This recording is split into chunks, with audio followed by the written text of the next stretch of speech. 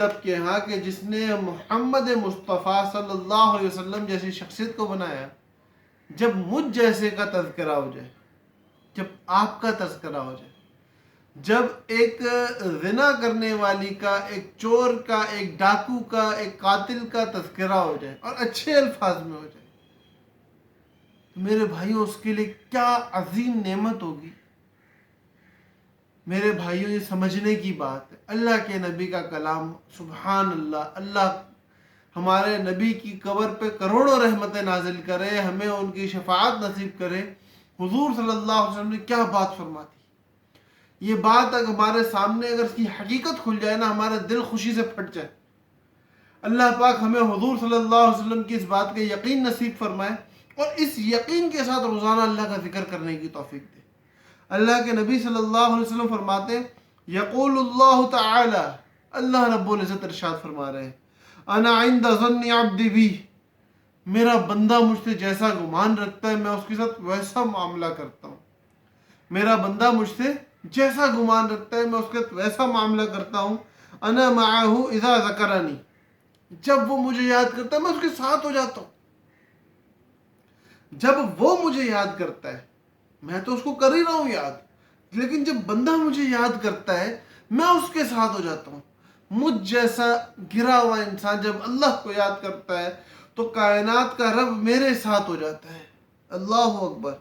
فَإِن ذَكَرَنِي فِي نَفْسِهِ ذَكَرْتُهُ فِي نَفْسِي، پر جب وہ مجھے اپنے دل میں یاد کرتا ہے میں اس سے اپنے دل میں یاد کرتا ہوں۔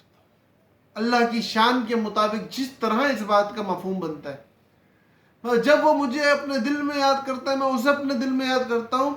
وَإِن ذَكَرَنِي فِي مَلَئٍ، اگر وہ مجمع میں بیٹھ کے میرا ذکر کر لے، ذَكَرْتُهُ فِي مَلَئٍ خَيْرٍ مِّنْهُمْ متفق علیہ، تو میں ایسے مجمع میں اس کا ذکر کرتا ہوں جو ان سے بہتر ہو۔ اور یہ متفق علیہ حدیث ہے، یعنی کہ بخاری اور مسلم دونوں نے اس کو نقل کیا ہے۔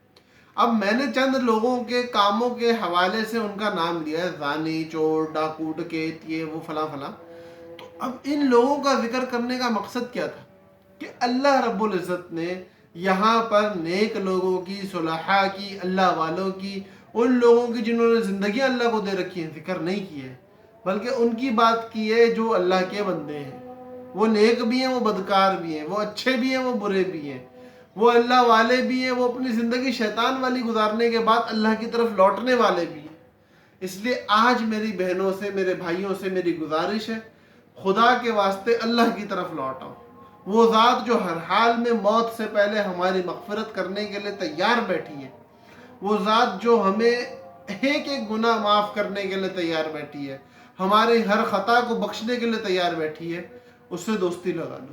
یہ اللہ کا کلام تھا جو اللہ کے نبی صلی اللہ علیہ وسلم نے ہم تک پہنچایا ہے۔ ہم اس کلام کی لاج رکھ لیں اور اس پیغام کو سننے کے بعد تو بس اب معافی مانگ لو، استغفار توبہ استغفار کر لو، تو انشاءاللہ اللہ پاک ضرور بھی ضرور مغفرت فرما دے گا۔ اللہ پاک ہم سب کی مغفرت فرمائے۔ السلام علیکم ورحمۃ اللہ وبرکاتہ۔